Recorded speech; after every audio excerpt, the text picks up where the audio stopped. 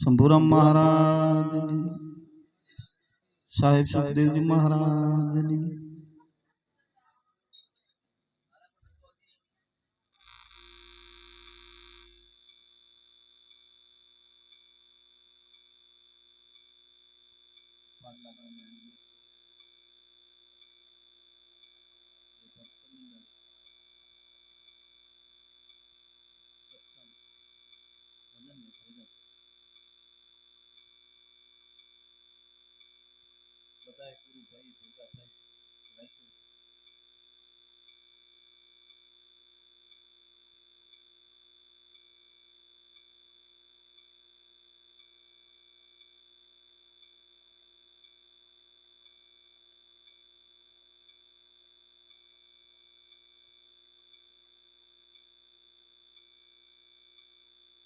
બધા સંતો ભક્તો આયા,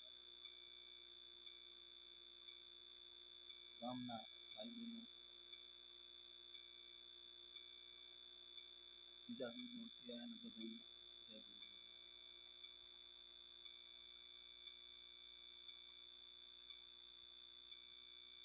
વાણી બહુ સારી અને વાણીમાંથી સત્સંગ નીકળે.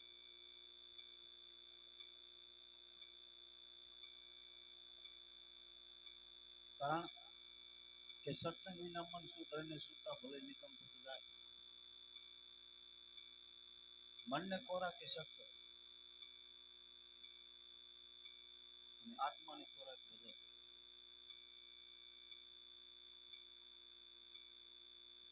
પણ જો એ વાણીઓનો વિચાર કરીએ, મહાપુરુષો જે વાણી બોલી ગયા એ અંતરમાં ખોજ કરીને બોલ્યા છે, મતરાતર નથી. એને સમજવી પડે અને સમજવી તો કામ થાય. નકર તો સંતોએ સાખ્યમાં કીધું છે, જો ના સમજાય તો સંતોએ કહ્યું કે ગાય વગાડે કરે કિલો અર્થ ન જાણે એને. તો પાણીમાંથી ઘી નીપજે તો લોકો કોણ ખાય? તો પાણીમાંથી ઘી નીપજતું હોય ગાય પરમાત્મા મળી જતો હોય તો અત્યારે લોકો કોઈ ખાય નથી. પણ વાણી સમજવી પડે પછી એ પ્રમાણે હાલવું પડે કે વાણી શું કહેવા માંગે છે. પણ આપણને પરમાત્મા એ અવતાર આપ્યો, મનુષ્ય અવતાર. શું કરવા મળ્યો આપણે? 84 લાખ હોનીમાં ફરતો ફરતો આ મનુષ્ય અવતાર આવ્યો. અને હોન તમે બધા હું કોલ દઈને આવ્યા છીએ પાછા કે તારું નામ ને ભૂલી ભૂદરા બહાર આવીને ભૂલી ગયા છે.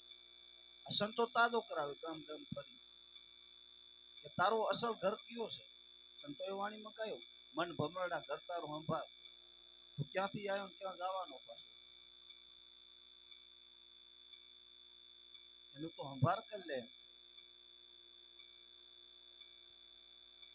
પણ આ ત્રિગુણી માયામાં આવીને આ જીવ ફસાઈ ગયો છે. કરોડિયો ઘર બાંધે એને એમ થાય કે આમાં મારે ખોરાક આવે નો ખાવ, પણ પોતે જ પોતે મળે. એમ આ જીવ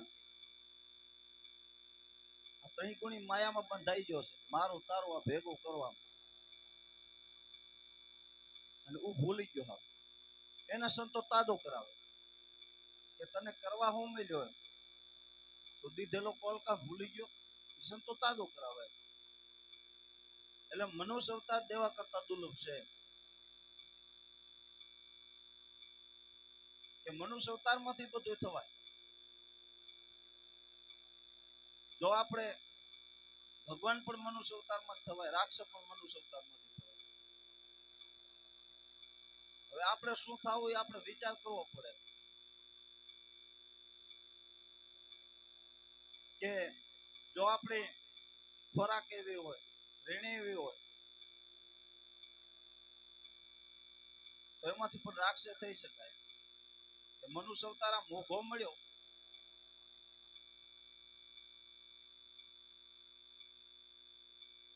એટલે સંતો આ વાણીમાં બધું કે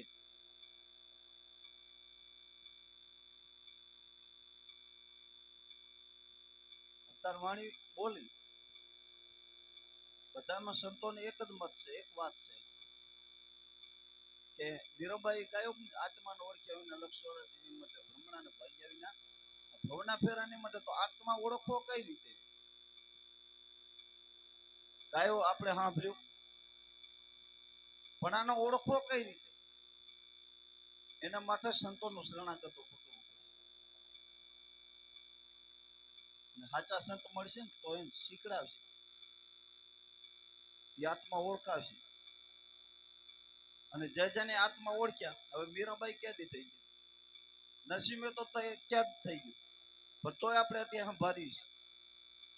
તો આપણે અહીંયા ક્યાંક વિચાર કરવો પડે કે આ હવે આપણી જ્ઞાતિમાં નહીં, તોય આપણે એનું નામ લઈએ છીએ. શું કામ આવું કરી જાય, આ કયું કામ કરી જાય? એનું જીવન સત્ય બનાવ્યું અને ગુરુ શરણે જઈને નામનું ભજન કર્યું, આ એનો પ્રતાપ છે. એટલે સંતોએ ગુરુને બહુ ઉપમા લેખી છે. અત્યારે સાખીઓ બોલ્યા હતા, ગુરુ વિના જ્ઞાન ન ઉપજે, ગુરુ વિના ન મળે ભેદ, ગુરુ વિના સંશય ટળે ને ભલે વાંચો ને 4 વેદ, ગમે એટલું વાંચો, 4 વેદ વાંચો, કટશાસ્ત્ર વાંચો, પણ ગુરુ વિના વાત સમજાય એવી નથી. એટલે એના માટે સંતોએ જે આપતા અવતારી પુરુષ હતા પણ ગુરુનો ચરણે જવું પડ્યું અને આનું ભજન કર્યું. ત્યાં વાત સમજાય આવે છે. રામને પણ ગુરુ હતા, કૃષ્ણને ગુરુ હતા, રામાપીરને પણ ગુરુ હતા. હમણાં મેં જમતા હતા રામાપીરનું હાલતું તો એમાં કડે આવી કે રામાપીર ઘોડલે ચડ્યા અને ફેરબાનો માર્યો, પણ એ વિચાર કર્યો. હવે આપણે બધા કહીએ છીએ કે એને નીલો ઘોડો હતો, પણ નીલો ઘોડો અત્યાદી હતો તો અત્યારે ન હોય. પણ એ કંઈક બીજી વાત છે. સંતો કોને જાય ને તો આ વાત સમજાય આવે છે. તો ત્યાદી નીલો ઘોડો હોય તો આજ કેમ નથી? કાબરા છે, કારા છે, પણ નીલો ઘોડો છે. અને ભેરબો એટલે ક્યાં ભેરબાનો માર્યો? પણ આ વાત એમને ઘરે ઉતરે એવી નથી. હરજી ભાટીના રામાપીરે કીધું લ્યો કે હરજી ભક્તિ કરવા તો અગમ ભેદ જાણો, હું કહું તે વચને હાલો. અગમ ભેદ કયો? આ એમને વાત ના સમજાય, સંતો કને જવું પડે. એટલે સંતોએ વાણીમાં ગાયું છે કે નામે પાતક સૂટી, નામે નાશે રોગ, નામ સમોવર કોઈની જપ તપ તીરથ વર્ત યોગ. જો આ નામ મળશે ને તો એનાથી આ બેડલે પાર ઉતરે છે. સાચું નામ મળશે તો બીજા હાથિયા નથી મળે. નકે તો કીધું પાછું કોટી નામ સંસારમાંથી મુક્તિ નથી, કરોડો નામ આ જગતની અંદર છે પણ મુક્તિ નથી. આદિ નામ ગુપ્ત એને જાણે વીર લાખો, પણ એનાથી મુક્તિ થાય એવી નથી. જ્યાં સાચું નામ મળશે ને ત્યાં જીવનો ઉદ્ધાર થાય. અને રામને પણ એ નામ સમજવા માટે વશિષ્ઠને ચરણે જવું પડ્યું. કૃષ્ણને પણ આ નામ સમજવા માટે દુર્વાસા ઋષિને ચરણે જવું પડ્યું. અને રામાપીરને પણ આ નામ સમજવા માટે બાળીનાથને ચરણે જવું પડ્યું. આ સંતો નામની વાત કરે એટલે સંતોએ વાણીમાં બધું ગાયું હોય. વાણીમાં ગાયો ખીમ સાહેબની વાણી લો, રવિ સાહેબની એક જ વાત છે. ખીમ સાહેબે વાણીમાં કીધું કે નામ ભજન વિના હજી ફેરે નામ ફેરો નામની માળા, સંતો ભાઈ ફેરો નામની માળા, તો કટે જન્મ જતા રહે. આમાં નામની વાત આવી. સંતો એ નામની વાત કરે છે કે આ પરમાત્મા એ આપણને મોઘો અવતાર મળ્યો તો કાંક કરી લે. વેડફેડ આખોમાં આપણી જિંદગી એમને એમ જાય, ખોટા વ્યસનોમાં, દારૂમાં, મટણમાં આપણે ખોરાકે છે. આ એક મંદિર છે, પરમાત્માનું બનાવેલ છે. આપણે જે બનાવેલ છે એને આપણે માનતા થઈ જાય, પણ પરમાત્માનું મંદિરમાં આપણે ઓખો નાખવા માંડીએ. કોઈ દારૂ, મટણ, આ રાક્ષસનો આ છે લ્યો. અને આપણે એનાથી આપણે તો બગડી, પણ આપણે લારે પ્રજા હોય એમને પછી શીખે. પેલો તો આ છોડવો પડે. એટલે સંતો કે આ મંદિરમાં છે ને આપણે પેલા ભણતા ત્યારે કવિતા આવતી કે મંદિર તારું 20 ફૂટ રૂપાડું, સુંદર સર્જન હારા.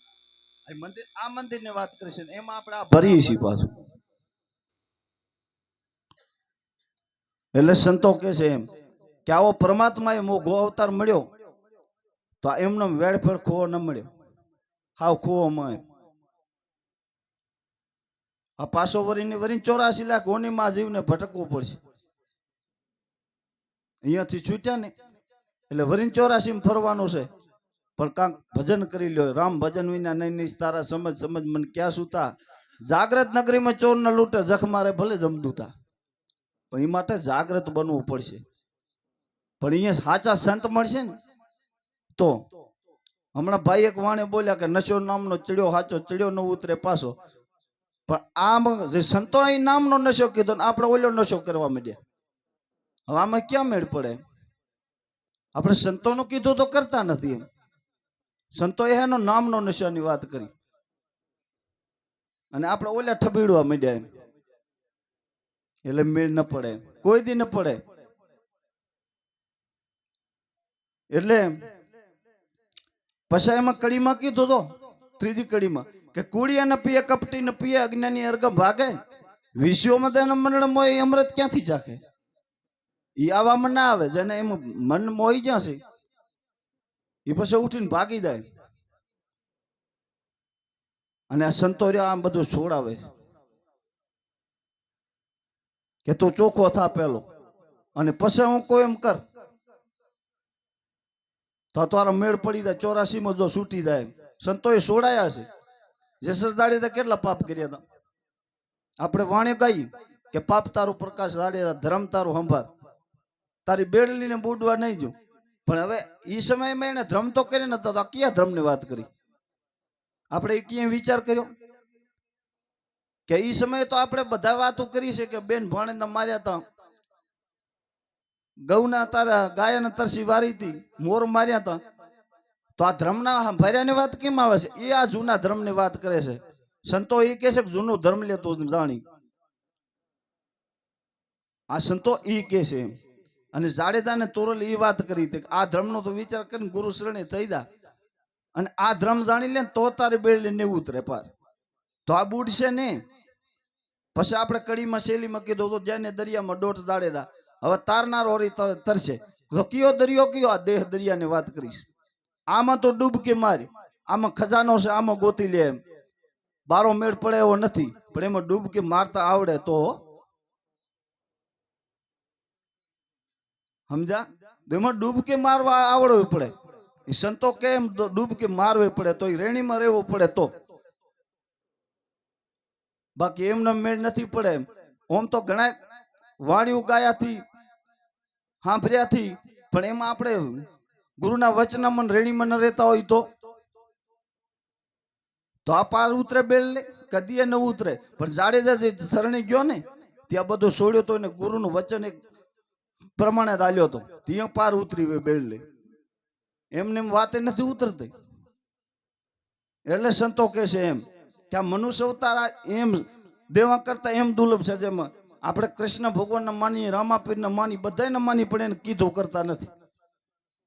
આપણે બનાવીને બેહાર્યા એને માનતા થઈ ગયા, પણ એની ગીતામાં હું લખ્યું આમે આપણે સુરતા જ નથી. નકે ગીતામાં ભેદ પડ્યો છે લ્યો કે માટીનું ચોકઠું કરો, તેના ઉપર ડાભળો, તેના ઉપર વાઘચરમાં, અણિયગર પર ધ્યાન કરો. હવે આપણે વાંચતા હોય પણ આપણને ખબર જ નથી અણિયગર એટલે હું. પણ આ સંતો કોને જાય ને તો આ ખબર પડે, એમને એમ ન પડે. એટલે સંતો કહે છે કે આ નામને મારા ફેલ્યો એમ તો 84 છૂટા એવે છે, નકે મેળ પડે એવો નથી એમ. એટલે વાણી ગાઈએ પણ એનો વિચાર કરવો કે આ વાણી હો કેવા માંગે છે ને ધીરે ધીરે પકડ કરવી. એટલે નકે તો એમને જાય. પછી નથી વાણીમાં ગાતા મૂર્ખે રામ ભજન ન કહ્યું, સાંભળ્યું હાજો વાસીણામ વાર્યું. સાંભળ્યું એટલે કયું આ સાંભળ્યાની વાત કરી, બીજા કોઈની વાત નથી કરી. આ એમને જાશે કે અધરા અધર. તો આપણું અધર ન જવું પડે, આપણો ફેરો ફોગટમાં જવો ન પડે એમ. તો આનો કંઈક વિચાર કરી લેજો એમ. એટલે હજી સત્સંગ તો વિરમભાઈ લે છે, હવે થોડોક એનો લાભ લઈ. અને વાણી ગાનારા ઘણા છે, ઓમ તો થોડો ઘણો બોલીએ સદગુરુ મહારાજ.